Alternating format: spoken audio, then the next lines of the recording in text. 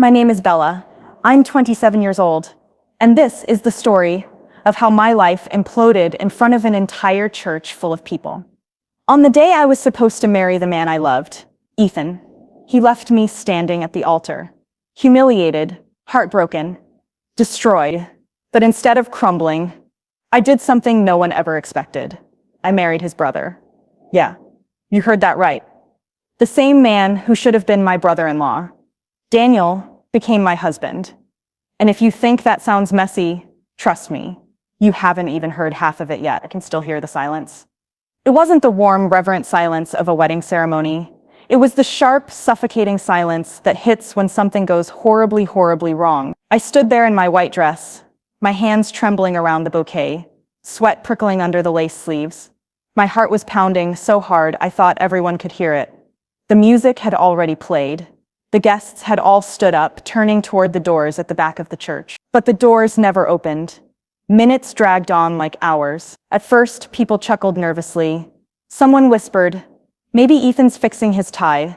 Another muttered, "Cold feet, give him a second." But after 10 minutes, the laughter died. The whispers turned sharp. My maid of honor shifted uncomfortably beside me, like she wanted to vanish into the floor. And me, I was frozen, smiling like an idiot, clinging to the hope that any second now, Ethan would burst through those doors with some silly excuse. Traffic, a wardrobe malfunction, a prank gone too far. But he didn't. He never came. The priest cleared his throat. The guests fidgeted. I swear I could hear the sound of someone's heels tapping against the marble floor. That's when it hit me. Ethan wasn't coming. Bella, my mom, Margaret, whispered from the front row, her voice dripping with pity. But also, God help me, a hint of, "I told you so." Her words stabbed deeper than any knife. I wanted to run, to scream, to vanish, but my legs felt like they'd been nailed to the floor. I just stood there, staring at those unopened doors, bouquet wilting in my hands, as tears burned my eyes. And then, because humiliation never comes alone, I heard someone behind me whisper, "Poor thing, left at the altar." Like I wasn't even a person anymore, just a headline, just gossip. That's when I dropped the bouquet. It hit the floor with a dull thud, petals scattering across the aisle like pieces of me breaking apart. For a second I thought I'd faint. My head swam. My ears rang. My throat closed up like I couldn't breathe. But in the haze of shame and heartbreak, I felt eyes on me. Not the dozens of eyes gawking at me like a train wreck. Just one pair. Daniel's. He was standing at the edge of the crowd, jaw clenched, fists tight at his sides. His expression wasn't pity. It wasn't amusement. It was anger for me. And for a split second, that look kept me from collapsing right there in front of everyone. Hours later, after most of the guests had slithered away to gossip over drinks, I stumbled out of the church in that cursed dress. Mascara streaked my cheeks. My veil hung crooked. I looked like a ghost. My parents were waiting outside. My father, Charles, just looked at me with sad, helpless eyes. My mother, never one to miss an opportunity to wound, hissed, "I told you Ethan wasn't good enough." But no, you wouldn't listen. And now look, I bit my lip so hard I tasted blood. Because she was right, and I hated that she was right. That night, I didn't even take the dress off. I collapsed onto my bed, lace and satin and all, and just stared at the ceiling. Replay, replay, replay. The unopened doors, the whisper, the bouquet on the floor. And then, Daniel's eyes. Not pity, not judgment, but a fire. Almost like he'd been waiting for this moment all along. And that's where everything really began. Because as broken as I was, I had no idea the next chapter of my life would be messier, darker, and more twisted than anything I could have imagined. I thought being left at the altar was the worst thing that could happen to me. I was wrong. Much worse was coming. The next morning, sunlight cut through my blinds like a cruel spotlight. I hadn't slept. My wedding dress was crumpled on the floor, the hem smeared with dirt from the church steps. My head pounded from crying, my throat raw, my body hollow. But worse than the exhaustion was the humiliation, because the world already knew. When I grabbed my phone, the screen lit up with dozens of notifications, messages, missed calls, social media tags. And there it was, my nightmare in pixels. Someone had snapped a photo of me at the altar, bouquet on the floor, mascara smeared across my face. And of course, they'd posted it online with the caption, "Runaway groom." Poor Bella left waiting. It already had over 300 shares. I wanted to smash the phone against the wall. Instead, I threw it onto the bed and buried my face in my hands. By noon, my mom, Margaret, stormed into my apartment without knocking. She looked me up and down like I was a disgrace. Her lips pursed so tight they could cut glass. "Bella, you need to get up. People are already talking." "Talking?" I croaked, my voice hoarse. "Mom, my entire life just collapsed. Do you think I care what people are saying?" Margaret crossed her arms. "You should. Your reputation is all you have left now." I wanted to scream. To tell her my reputation wasn't what hurt. It was the betrayal, the humiliation, the fact that Ethan hadn't even given me the decency of an explanation. But my mom never cared about feelings, only appearances. My dad, Charles, peeked in behind her. His eyes softened when he saw me curled on the couch, blanket around my shoulder. "Give her some time, Margaret," he murmured, but his voice was weak. Defeated. Like always. Margaret rolled her eyes and turned back to me. "You need answers, Bella. Don't just sit here waiting. Go to Ethan. Find out why he did this to you." Her words twisted the night, but she was right about one thing. I needed to know. That evening, I finally forced myself to leave the apartment. My legs shook as I drove to Ethan's condo, every nerve screaming at me to turn around. His car was in the driveway. His lights were on. So he hadn't died in a car crash. He hadn't been kidnapped. He hadn't been trapped in traffic. No, he had chosen to humiliate me. My fists clenched on the steering wheel. I got out, marched to his door, and pounded on it. "Ethan," my voice cracked. "Open the door. You owe me an explanation." Silent. I pounded again, harder this time. "Don't you dare ignore me, after everything. After years together, you leave me like that. In front of everyone, you owe me the truth." The lock clicked. The door creaked open. And there he was, Ethan, my ex-fiancé, the man I had once dreamed of growing old with. But instead of guilt or regret in his eyes, I saw annoyance, like I was an inconvenience. "Bella," he sighed, running a hand through his perfectly styled hair. "This isn't a good time." My jaw dropped. "Not a good time. Are you kidding me? You abandoned me at the altar, Ethan. Everyone was there. My family, your family, our friends." He cut me off with a lazy shrug. I panicked. "Okay?" I realized it wasn't right. My chest burned. "Not right? After 3 years together. You couldn't figure that out before I put on the damn dress?" Ethan rolled his eyes, like I was being dramatic. "I didn't want to embarrass you." I laughed. A bitter, hollow sound. "You left me in front of 200 people. You think that wasn't embarrassing?" He had no answer. He just stood there, smug and unbothered, while my world burned. And then, just when I thought it couldn't get worse, I heard a voice from inside his condo. "Ethan, who's at the door?" My stomach dropped, because I recognized that voice. It was my best friend, Lena. I froze. My entire body went cold. And Ethan? He didn't even flinch. He just stepped aside like the coward he was, as Lena walked into view wearing one of his shirts. Her hair was tousled, her cheeks flushed, and she was smiling. Smiling at me, like she'd won. My hands shook. I couldn't even form words. Lena.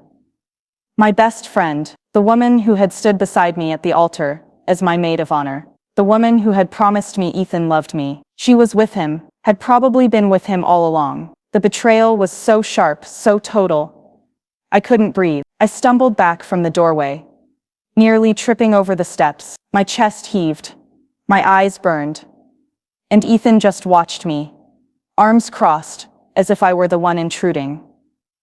I didn't wait for excuses, didn't wait for apologies. I ran. And that's when I realized losing Ethan wasn't the heartbreak. Losing Lena was, because she had been the sister I never had.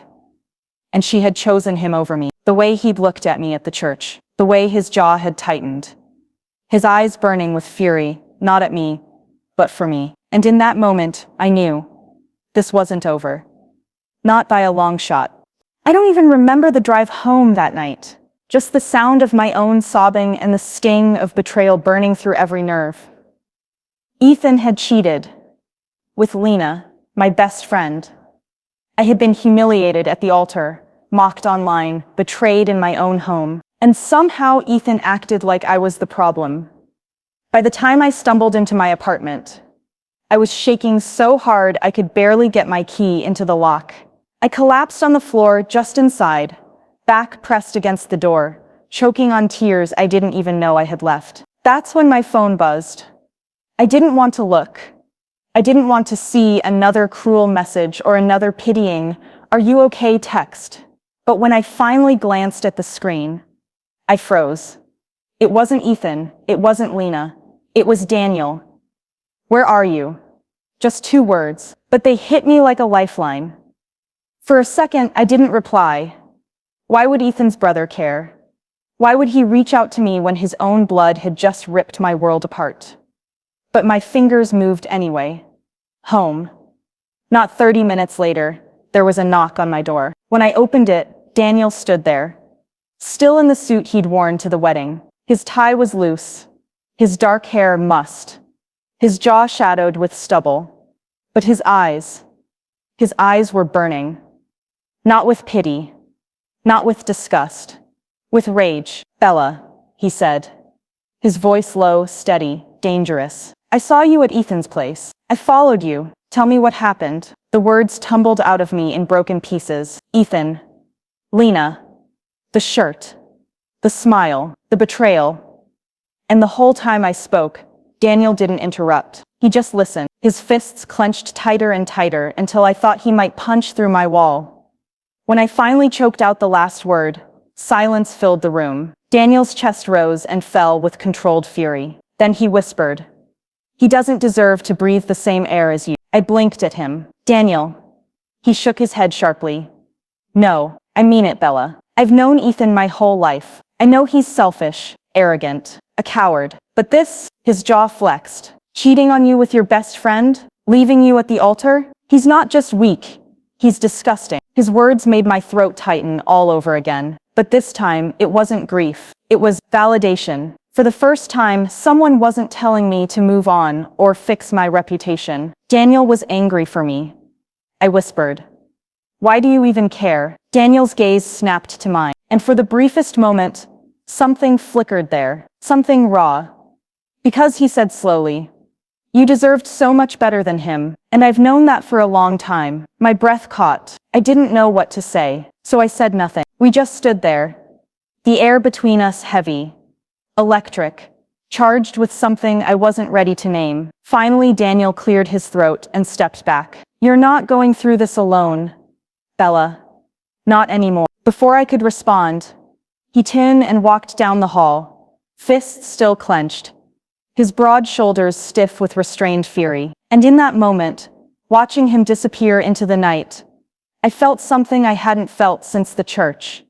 Hope. But I had no idea that Daniel's anger wasn't just for me. It was the beginning of something much, much bigger. Something that would flip my world upside down. For a week, I didn't leave my apartment. I couldn't. Everywhere I turned, people were talking. The girl who got left at the altar. The viral photo. The runaway groom. But the worst part, Ethan and Lena weren't hiding anymore. It started with a post. A photo of them at a fancy rooftop bar, glasses raised, smiling like they hadn't just destroyed me. The caption read, "Sometimes you find love where you least expect it." New beginnings. My stomach turned. New beginnings. I wanted to throw my phone against the wall. The comments were split. Some congratulated them, others called them out. But all I saw, over and over, was my name being dragged into it. Isn't that his ex-fiancé's best friend? Didn't he just ditch Bella at the altar? Poor Bella. She deserved better. I couldn't even breathe. Philip, 2 nights later, I forced myself to run to the grocery store, hoodie pulled low over my face, and that's when it happened. As I passed the magazine aisle, my heart stopped. Because right there on the cover of a cheap tabloid was a photo of Ethan and Lena, arms wrapped around each other, lips locked. The headline screamed, Runaway groom finds love with bride's best friend.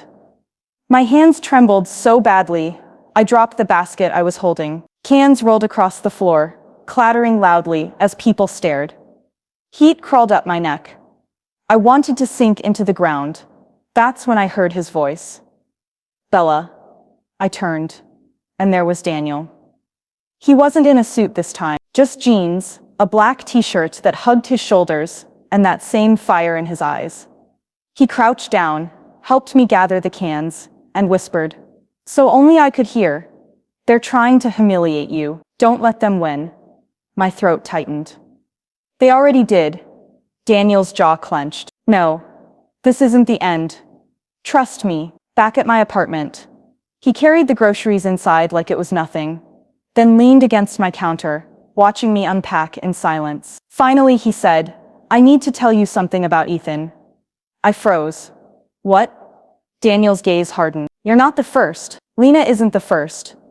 Ethan has a pattern, Bella. I've covered for him more times than I can count. I shouldn't have, but he's my brother. I thought he'd grow up. I thought you'd be different. The words hit like ice water. Covered for him. Daniel nodded grimly. Affairs, lies, empty promises. He's always been this way. But you were the only one he couldn't control. That's why he ran. I sank into a chair, shaking. All those years with Ethan, and I never knew. Daniel crouched down in front of me, his eyes locked on mine. Listen to me, Bella. He doesn't get to break you. He doesn't get to walk away smiling while you suffer. You deserve better. And I'm not going to stand by and watch him drag your name through the mud. For a moment, I forgot how to breathe. Because the way he said it, the quiet intensity, the raw conviction, it didn't feel like a pep talk. It felt like a promise. And maybe I was imagining it, but as his hand brushed mine, when he stood, I felt something I hadn't in weeks. Not pity, not grief. Something dangerously close to hope. But hope is fragile. And the very next day, Ethan and Lena decided to twist the knife even deeper by throwing their new relationship in my face in a way I never saw coming. I thought I'd already seen the worst of it. The tabloid covers, the hashtags, the whispers. But Ethan and Lena weren't done humiliating me. Not even close. It happened on a Saturday. I was scrolling through my phone, trying to ignore the endless stream of pity texts, when a new notification popped up. Ethan and Lena, official announcement. My stomach dropped. Against every instinct, I clicked. And there it was. A glossy photo of them standing in front of the very same church. Ethan had abandoned me and Lena flashing a diamond ring. Ethan grinning like he'd won some prize. The caption read, she said yes. Life has a funny way of bringing soulmates together. Engaged. True love. My entire body went cold. It hadn't even been 3 weeks. 3 weeks since he left me in that dress. And now he was engaged to my best friend. The comments were brutal. Wasn't he just engaged to Bella? This is wrong on so many levels. Poor Bella. She dodged a bullet. But none of that made it hurt less. That evening, I couldn't stay inside. I grabbed my keys, drove aimlessly until the city lights blurred, until the road stretched dark and empty. And that's when my phone rang. Daniel, where are you? His voice was sharp, urgent. I told him, he told me to wait. 10 minutes later, his car pulled up beside mine on the quiet overlook where I'd parked. He didn't say a word at first. He just walked up, pulled the phone out of my hand, and tossed it into the passenger seat. Then he said, stop torturing yourself with their lies. I choked out a laugh. Easy for you to say. He's your brother. Daniel's jaw tightened. Not anymore. I blinked. What? His eyes burned into mine. He crossed a line that can't be forgiven. He betrayed you. He betrayed me. And if he thinks I'm going to stand by while he parades that betrayal in front of the world, he doesn't know me. The way he said it, low, dangerous, filled with conviction, it didn't sound like comfort. It sounded like war. And then before I could process it, Daniel did something I never saw coming. He reached for my hand, not gently, not hesitantly, but firmly, like it was a decision. And then he said, if Ethan wants a show, we'll give him one. My breath caught. Daniel, what are you? But before I could finish, headlights swept across us. A car slowed, then stopped, a few feet away, and my blood ran cold, because it was Ethan. He stepped out, his face twisted with fury, eyes locked on Daniel's hand, wrapped around mine. Unbelievable, Ethan spat, his voice dripping with venom. First you play the victim, Bella, and now you're crawling to my brother. Pathetic. Daniel didn't flinch. His grip on my hand tightened. His voice was like steel. No, Ethan. What's pathetic is you thinking she'd ever want you back. The tension was electric. My heart pounded so hard, it drowned out everything else. And just as Ethan lunged forward, ready to throw the first punch, my phone buzzed on the seat. A new message from an unknown number. I glanced at it, and my heart nearly stopped. Bella, you don't know the real reason Ethan left you at the altar. Meet me tomorrow. The anonymous message didn't leave my head. He didn't just get cold feet. Ask him what he owes me. That night, I sat in my apartment staring at my phone, rereading those words until my eyes blurred. My heart pounded. Who sent it? What did Ethan owe them? Was he in debt? Did he gamble, or was it worse? I wanted to delete it and pretend I never saw it, but my curiosity was louder than my fear. And deep down, I knew this wasn't random. This was a thread, and if I pulled it, the entire fabric of Ethan's perfect image might unravel. Just as I was working up the courage to respond, my phone lit up again. But this time, it wasn't the mystery number. It was Daniel. Open your door. I froze. My stomach flipped, butterflies and panic colliding in my chest. When I opened the door, there he was. Daniel, looking sharp but disheveled, like he just stormed out of a fight. His jaw was tense, his fists clenched. Bella, he said, his voice tight. We need to talk. Ethan's been running his mouth. I let him in, my pulse quickening. What now? Daniel's eyes burned with anger. He's telling people you're obsessed, that you're bitter and can't move on. He's painting himself as the victim. My blood boiled. After everything, he was still playing games, rewriting the story. But before I could respond, Daniel stepped closer, lowering his voice. And he's mad at me, because I defended you. He knows I was with you at that party. He hesitated. He thinks there's something between us. I froze. My throat went dry. Daniel's gaze locked with mine, intense, almost daring me to deny it. For a second, the world outside didn't exist. No Ethan, no Lena, no whispers of betrayal. Just me, Daniel, and the electricity crackling in the air. But then, my phone buzzed again. The same unknown number. Another message. If you want the truth about Ethan, meet me tomorrow. Noon. Don't tell anyone. My hands shook as I showed Daniel. His jaw tightened. This could be dangerous, Bella. I nodded, my heart racing. But it could also be the answer. The reason he left me standing there, like a fool. Daniel took a step closer, his voice low, protective. Then you're not going alone. If you go, I go. And just as the tension reached its peak, my apartment door rattled. A loud, sharp knock. Daniel and I locked eyes. He whispered, "It's him." Ethan's voice came from the other side, dripping with venom. "Open the door, Bella. We need to talk. Now."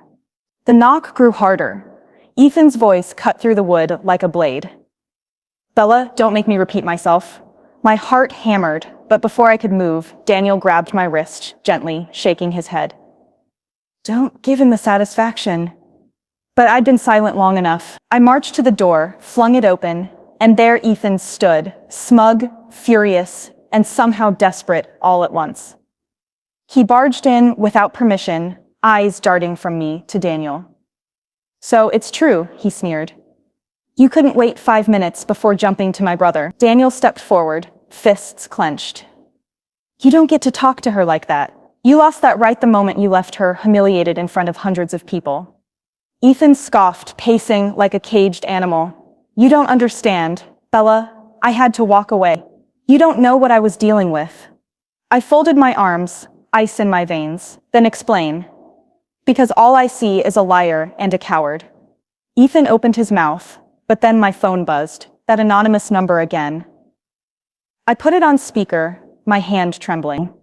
A voice crackled through, low and bitter. Ethan owes me $50,000. He gambled it away. The night before the wedding, he promised to pay me back with his new wife's money. When he realized he couldn't, he bolted. The room froze, Ethan's face drained of color. Daniel stared at him in disgust. You left her, not because you didn't love her, but because you planned to use her. Tears stung my eyes, but they weren't from heartbreak anymore. They were from rage. Pure, righteous rage. I stepped closer to Ethan, my voice steady. You didn't just betray me, you tried to sell me off as your get-out-of-debt card. And when you couldn't, you left me standing there in a white dress, looking like a fool. He stammered.